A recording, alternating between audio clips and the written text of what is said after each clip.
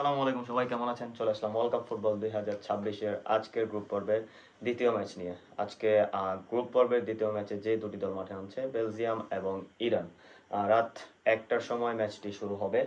বেলজিয়ামের probable line up নিয়ে যদি বলি, গোলকিপার পজিশনে থিবো কোর্তোয়াকে দেখা যেতে পারে, রিয়াল মাদ্রিদের গোলকিপার। লেফট ব্যাক পজিশনে ক্রোপিয়ারকে এবং রাইট ব্যাক পজিশনে টমাস মনিয়ারকে দেখা যেতে পারে। সেন্টার ব্যাক ডু হিসেবে থাকছে মিকেল এবং অ্যানগোই। মিডফিল্ডে থাকছে ইয়ারি টেলিমিস, যিনি বেলজিয়ামের বর্তমানে ক্যাপ্টেন্সি করছে, অ্যান্ড্রে অনোনা এবং কেভিন ডি ব্রুইনা, যিনি অ্যাটাকিং মিডফিল্ডার পজিশনে খেলবেন। লেফট উইং পজিশনে খেলছে ট্রোসার্ট, আর্সেনালের প্লেয়ার। রাইট উইং পজিশনে খেলছে ডি ক্লাতারে এবং সেন্টার ফরওয়ার্ড পজিশনে হয়তো দেখা যেতে পারে রোমেলো লুকাকুকে। অপরদিকে যদি ইরানের লাইন আপ নিয়ে কথা বলি, ইরানের গোলকিপার পজিশনে বারি ওয়াদানকে দেখা যেতে পারে, রাইট ব্যাক পজিশনে রিজওয়ান এবং লেফট ব্যাক পজিশনে মোহাম্মদি এবং সেন্টার ব্যাক ডুও হিসেবে থাকছে খালিজাদে এবং নেমেতি। Four centre back, four back, four midfield এবং টু ফরওয়ার্ড পজিশন যদি খেলে থাকে ইরান, রাইট মিড পজিশনে গায়েদি এবং লেফট মিড পজিশনে ইউসিফি, এই দুজনকে দেখা যেতে পারে। সেন্টার মিডফিল্ড পজিশনে থাকছে মহেবি এবং এজোত আলী এবং সেন্টার ফরওয়ার্ড ডুও হিসেবে থাকছে মোগেমালু এবং তেরিমি।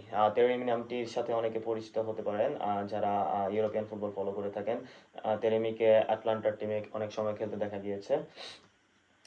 আজকের ম্যাচে বেলজিয়াম কিছুটা কাগজে কলমে এগিয়ে থাকলেও ইরান তাদের আগের ম্যাচটি ড্র করে নিয়েছিল। সেক্ষেত্রে ইরান বেলজিয়ামের জন্য বড় একটা থ্রেট হতে পারে আজকে। বেলজিয়াম এবং ইরানের গ্রুপ স্ট্যান্ডিংস নিয়ে যদি কথা বলি, তাহলে চারটি যে দল আছে, নিউজিল্যান্ড, ইরান, বেলজিয়াম এবং ইজিপ্ট, চারটি দলের পয়েন্ট সমান, প্রত্যেকে 1 পয়েন্ট করে পেয়েছে এই গ্রুপ থেকে, প্রত্যেকে ম্যাচটি ড্র করেছে। সেই ক্ষেত্রে ইরান এবং বেলজিয়ামের যদি আমি হেড টু হেডের কথা বলি, বিশ্বকাপের মতো বড় কোনো মঞ্চে ইরান এবং বেলজিয়াম কোনো হেড টু হেড ম্যাচ নেই।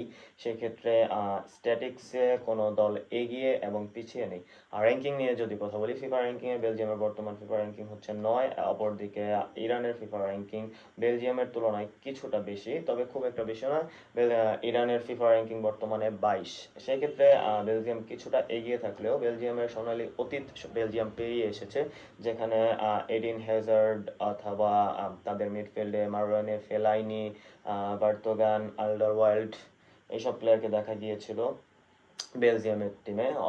আর যদি আমরা কেভিন ডি ব্রুইনা অথবা থিবো কোর্তোয়ার ইয়াং একটা যে টাইম ছিল, প্রাইম টাইম বলা চলে, সেই সময়টায় বেলজিয়াম তেমন কিছু করতে পারেনি। বেলজিয়ামের টিমটা অনেক বেশি ওল্ড এজ বলা চলে আগের তুলনায়। সেক্ষেত্রে ইরান আজকে বড় একটা ফাইট দিতে পারে বেলজিয়ামের সঙ্গে। দেখা যাক আজকের ম্যাচের ফলাফলের উপরে নির্ভর করবে আজকের এই গ্রুপ স্ট্যান্ডিংস, কারণ চারটি দল যেহেতু সমান, এই ক্ষেত্রে আজকের ম্যাচ যদি বেলজিয়াম বা ইরান কেউ জিতে নিতে পারে, তারা গ্রুপ পর্বের প্রথম স্থানে চলে যাবে এবং অন্য দলটি গ্রুপ পর্বের হয়তো শেষ স্থানে চলে যাবে গোল ব্যবধানের কারণে। চোখ রাখুন আমাদের YouTube channel sports zone live বিডিতে। আপনাদের মূল্যবান মতামত জানাতে পারেন ফেসবুক অথবা ইউটিউবের কমেন্টের মাধ্যমে। Thank you very much.